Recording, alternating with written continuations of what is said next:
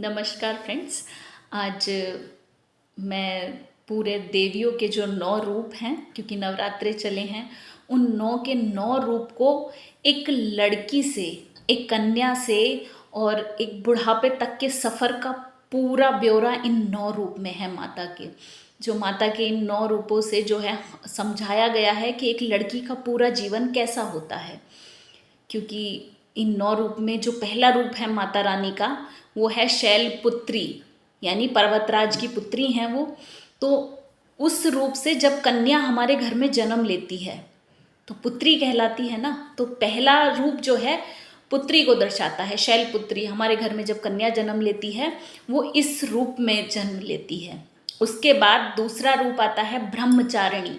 ब्रह्मचारिणी जब हमारे घर में वो कन्या बड़ी होती है, शिक्षा दीक्षा लेती है, उस समय पे पूरा ब्रह्मचर्य का भी पालन करती है। तो उसके शिक्षा दीक्षा के हम उसको अपने जीवन के लिए भी परिपक्व करने के लिए उसको जो शिक्षा देते हैं, जो एजुकेशन लेती है सारी, तो उस समय पे उसको ब्रह्मचर्य का पूरा पालन करना होता है। तो दूसरा रूप इसीलिए ब्रह्मचारिणी है। उसके बाद है तीसरा रूप चंद्रघंटा।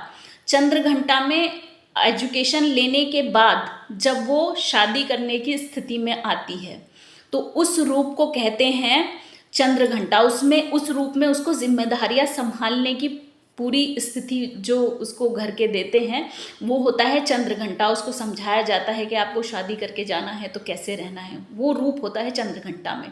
उसके बाद होता है कुष्मांडा।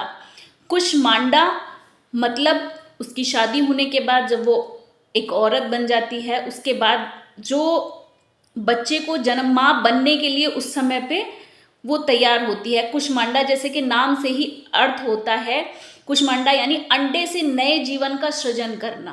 कुष्मांडा रूप माँ बनने की तैयारी में आता है। उसके बाद आता है स्कंद माता। स्कंद माता जैसा कि नाम से ही आपको शो हो रहा है, यहाँ वो माता के रूप में जानी जाती है। इसके बाद महिला अपना रूप बदल के महिला से माँ बन जाती है, तो स्कंद माता रूप में होता है।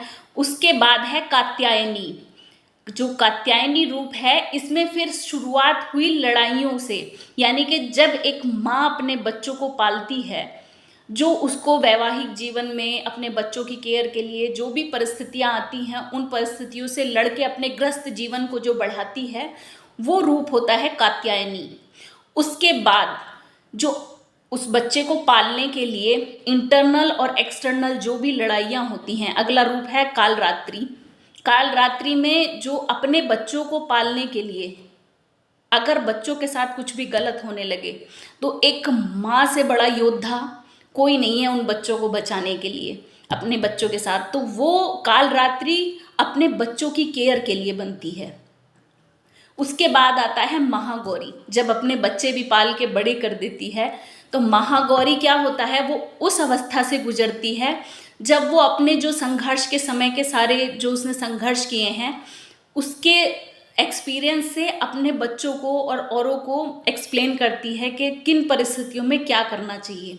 वो होता है महागौरी रूप। उसके बाद आता है सिद्धिदात्री, यानी कि अपने सारा वैवाहिक जीवन जी के उसके बाद जब वो बुढ़ापे में आती है, जैसे हमारी दादी हुई, तो उस समय पे क्या होता है, सिद्धिदात्री वो अपने जीवन का पूरा एक्सपीरियंस अपनी बहू को, अपने पोती पोतों को, अपने पूरे परिवार को वो देती है, क्या गलत है क्या सही है वो सब समझाती है। तो ये सारे 9 के 9 रूप एक कन्या के जन्म से दादी बनने तक और मृत्यु तक का सफ़र है।